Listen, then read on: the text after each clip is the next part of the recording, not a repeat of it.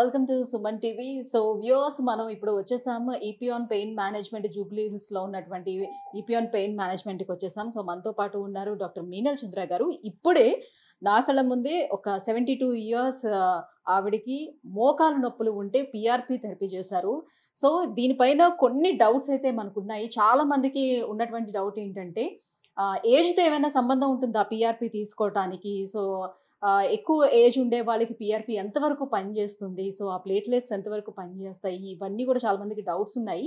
ఆ డౌట్స్ అన్ని కూడా మేడం అడిగి ఇప్పుడు క్లారిఫై చేసుకుందాం. Hello ma'am. నమస్తే మ్యామ్, ఇప్పుడు సాధారణంగా పిఆర్పి అనేది కొంచెం ఎంగేజ్లో ఉండే వాళ్ళు తీసుకున్నట్లయితే బాగానే వర్కౌట్ అవుతుంది, కానీ బాగా ఏజ్ అయిన వాళ్ళు తీసుకున్నట్లయితే ఎంతవరకు వాళ్ళకి వర్కౌట్ అవుతుంది? సో వాళ్ళు నిజంగానే మళ్ళీ నార్మల్గా నడవగలుగుతారా లేదా అని చాలా మందికి డౌట్ ఉంది. సో ఈ రోజు ఇప్పుడు నా ముందే మీరు 72 ఇయర్స్ ఫీమేల్కి మీరు చేశారు. సో తనకి ఇప్పుడు వరకు ఎన్ని సిట్టింగ్స్ జరిగాయి అంటారు? ఓకే, సో ఇప్పుడు పిఆర్పికి ఏజ్ కి సంబంధం లేదు. Okay, PRP suitable in any age. 13-14 years చిన్న పిల్ల వరకు అప్ టు 99 వాళ్ళకి we do it. Okay, PRP means platelet rich plasma. ప్రతి మనిషికి బ్లడ్ లో గ్రోత్ ఫ్యాక్టర్స్ ఉన్నాయి. ఇది గ్రోత్ ఫ్యాక్టర్స్ ఎక్స్ట్రాక్ట్ చేస్తాము and then we use it. Okay, so దానికి ఏజ్ కి రిలేషన్ ఏమీ లేదు.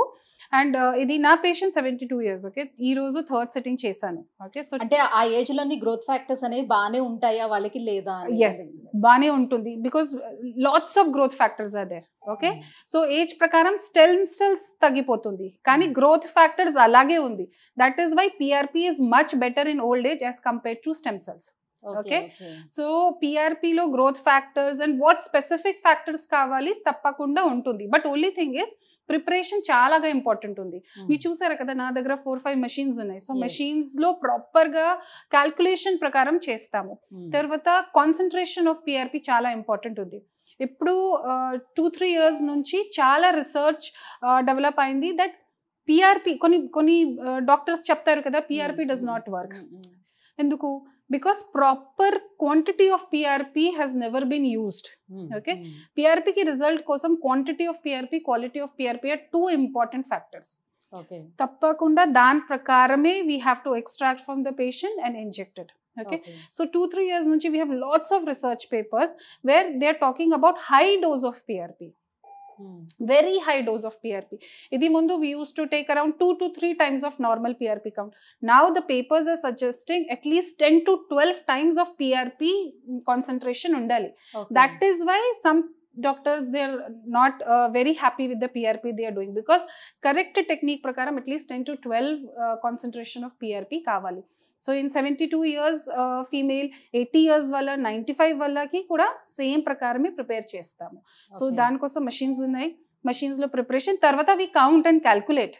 అంటే చాలా మంది చెప్తూ ఉన్నారు, సో చాలా సెంటర్స్ వచ్చేసాయి ఇప్పుడు పిఆర్పి ట్రీట్మెంట్స్ కోసం అని. సో వేరే సెంటర్లో చేయించుకున్న వాళ్ళు కూడా మాకు ఏమీ అంతగా పెద్దగా వర్కౌట్ కాలేదు, సో మేము 2-3 సిట్టింగ్స్ కూడా వెళ్ళాము, బట్ నాకు అంత పెద్దగా రిలీఫ్ అది ఏం కనిపించడం లేదు పిఆర్పి తోటి అని చెప్పడం.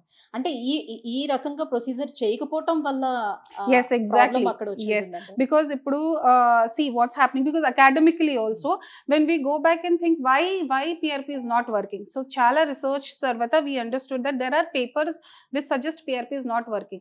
So when we read those paper, means a group of people, when they read it, they found because the concentration was not good and the dose of PRP calculation was not good, it was incomplete. That is why results have not come. So na dagra again the new protocol, prati year new protocols will come kada.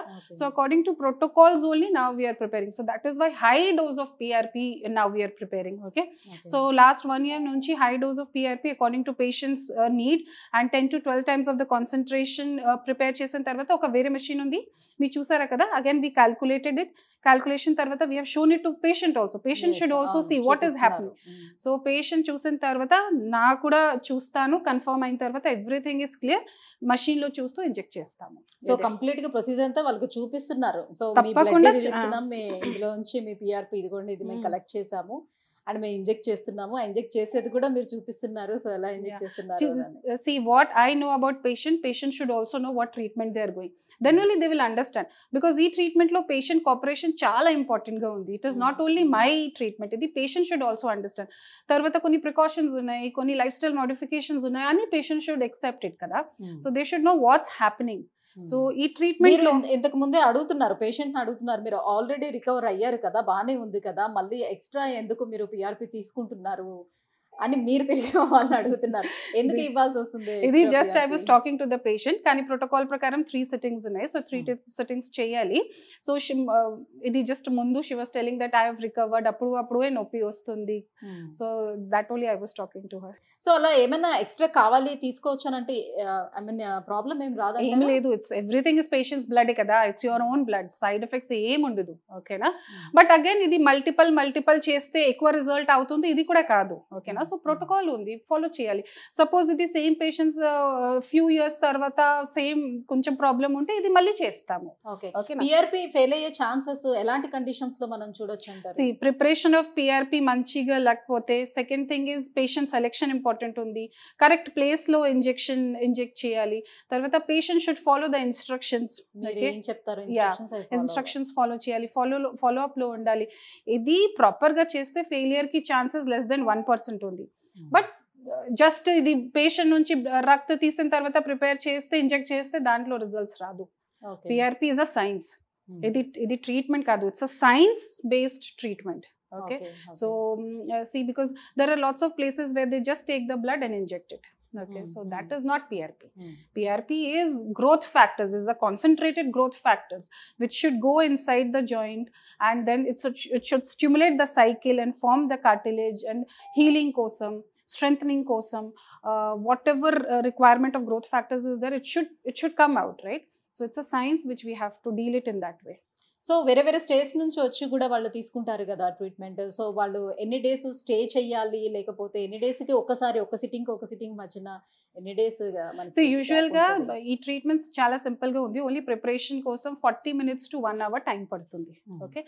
And injection కోసం మీరు చూసారా కదా, it's simple technique, proper గా చేస్తే 15-20 minutes లో అయిపోతుంది. So patient కి ఇక్కడ స్టేకి అవసరం లేదు. Okay. And then every 15 days or 1 month లో ఇది చేస్తాము, కానీ నా ఇన్స్టిట్యూషన్ ప్రోటోకాల్ ప్రకారం 15 days లో చేస్తాము. Right. Thank you ma'am, thank you so much. So PRP treatment మోకాల నొప్పుల కోసం మీరు చేస్తుంది ప్రాక్టికల్ మాకు కూడా చూపించినందుకు thank you so much, and ఇంత క్లియర్ గా ఎక్స్ప్లెయిన్ చేసినందుకు కూడా థ్యాంక్ యూ.